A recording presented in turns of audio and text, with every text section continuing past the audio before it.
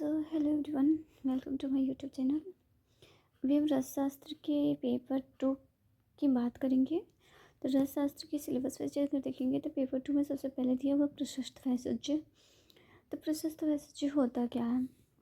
तो जो औषधि व्याधि हरण रोग करके रोग को दूर करता है और आरोग्य का रक्षण करता है, वह श्रेष्ठ औषध करता है। प्रशस्त वैसज्य का मीनिंग होता है कि कौन सा औषध श्रेष्ठ है, किस प्रकार का औषध हम ग्रहण करते हैं तो वो श्रेष्ठ कहलाता है। तो इसका एक चरक सूत्र स्थान 9 में एक श्लोक दिया हुआ है कि भवता तत्र योगतम अनेक विध कल्पना समपचेति चतुष्को अयम द्रव्याणाम गुण उच्यते।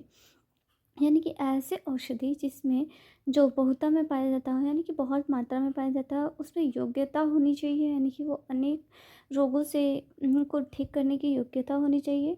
और अनेक विध कल्पना मतलब अनेक प्रकार का उसका कल्प अवेलेबल होना चाहिए। जैसे कि किसी को कुछ नहीं पसंद आता है, टैबलेट फॉर्म में नहीं पसंद जैसे कि देखते हैं बहुत सारे लोगों को इंजेक्शन से डर लगता है। तो फिर उस टाइम में हम क्या बोलते हैं कि या तो सिरप दे दिया करो। मतलब डॉक्टर से ये चीज़ें लोग बोलते हैं कि या तो सिरप दे दो मुझे, कि मुझे इंजेक्शन नहीं लगवाना है, या फिर टैबलेट दे दो कि कोई भी टैबलेट दे दो मुझे इंजेक्शन नहीं। तो यानी कि बहुत सारे अनेक विध कल्पना है, यानी कि उसके कल्प अधिक होनी चाहिए। इसमें हम देखेंगे कौन कौन से कल्प होता है। उसके बाद देखेंगे चतुष्को अयम द्रव्यण हम गुण उसका संपत होना चाहिए। संपत यानी कि उसमें रस गुण विपाक सब कुछ उचित मात्रा में होना चाहिए। अब एक एक करके देखेंगे कि बहुता का क्या मतलब है, योगतम का क्या मतलब है। तो बहुता का अर्थ होता है कि औषधि का प्रचुर मात्रा में उपलब्ध होना, यानी कि कितनी मात्रा में, जितनी मात्रा में औषधि की हमें ज़रूरत है उतनी मात्रा में औषधि अवेलेबल होना।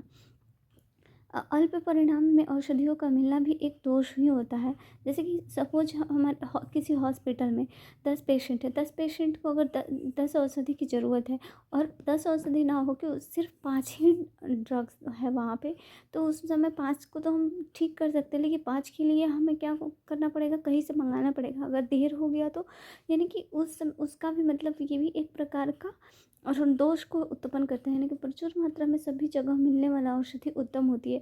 ऐसी औषधि उत्तम होती है जो हर जगह अवेलेबल हो, यानी कि अगर हम जहाँ पे हैं वहाँ भी अवेलेबल हो और हम जहाँ जा रहे हैं वहाँ भी अवेलेबल हो, तो हम कह सकते हैं कि ये जो औषधि है, ये जो ड्रग्स है वो अच्छी है। वाग्भट ने बहुलता का अर्थ बहुगुण वाला, बहुत रोगों को दूर करने वाला औषधि माना है।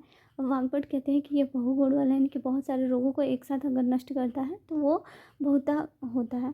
अवयोगत्वम यानी कि रोगी और रोग के बल और अबल की विचार करके द्रव्य में प्रयोग की योग्यता होनी चाहिए। यानी कि पहले रोगी और रोग कोई भी औषधि देते हैं तो रोगी और रोग के बल को ही देखते हैं, फिर हम रोग देते हैं। उसके बाद से दोष, दूध से काल, दोष, मात्रा, व्यय आदि इन सब का भी विचार करते हैं। विचार करने के बाद करने के बाद जो औषधि हम किसी पेशेंट को दे रहे हैं और फिर वो पेशेंट उस औषधि को ग्रहण करने के बाद ठीक हो जाता है, यानी कि उसका रोग जो होता है समूल नष्ट हो जाता है, तो हम कहेंगे कि ये जो मेडिसिन है वो बहुत अच्छी मेडिसिन है, ये श्रेष्ठ है।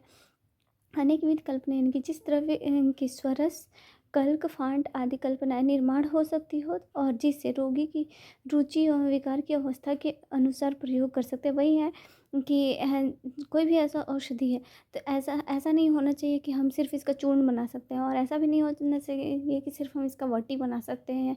है यानी कि स्वरस, स्वरस, फांट, हीम, कल्पना सब कुछ जो भी कल्पनाएं देते हैं होते हैं वो पांचों कल्पना में और भी अनेक कल्पना में उपलब्ध होनी चाहिए। इनकी किसी को अगर चूर्ण नहीं पसंद है तो उसको हम वटी के फॉर्म में दे सकते हैं, यानी कि वैसी औषधि जिसका सब सारे फॉर्म में तैयार किया जा सकता है उसको हम कह सकते हैं कि श्रेष्ठ है।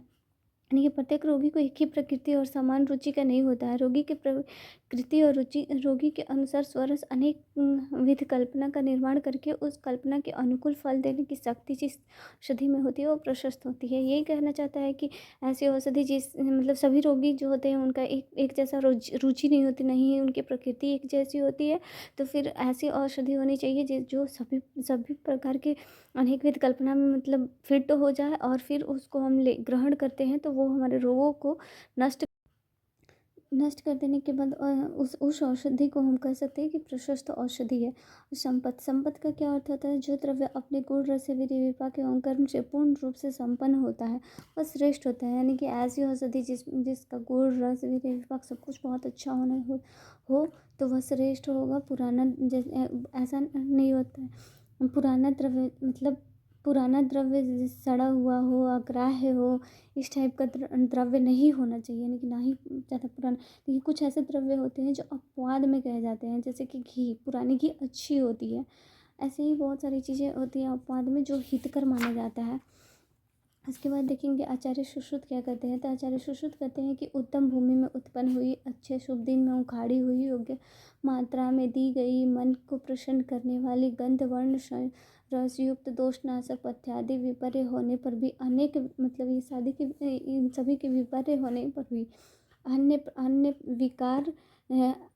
अन्य विकार नहीं करने वाली तथा परीक्षा करके योग्य समय पर दी हुई औषधि भेषज पात कही जाती है। आचार्य वाग्भट का ये श्लोक इम्पोर्टेंट है कि बहुकल्पम बहुगुणम संपन्नम योग्य औषधम।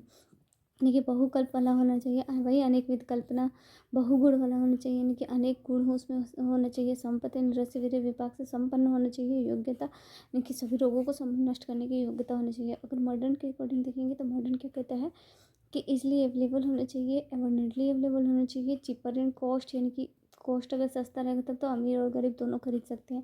लेस इन साइड इफ़ेक्ट भी उसके लेस होना चाहिए। ऐसा नहीं है कि हम जिस रोग के लिए को ठीक कर रहे हैं वो रोग तो ठीक होगा, दूसरा रोग को उत्पन्न कर दे। मैक्सिमम थेरेपेटिक एफिशिएंसी होना चाहिए। तो अभी धन्यवाद। मतलब इतना फर्स्ट प्रोसेस वैसे जो फर्स्ट हमारे पेपर 1 के टॉपिक नंबर 1 कंप्लीट हो गया। तो मिलते हैं अब नेक्स्ट वीडियो में नेक्स्ट टॉपिक के साथ। तब तक के लिए बाय बाय।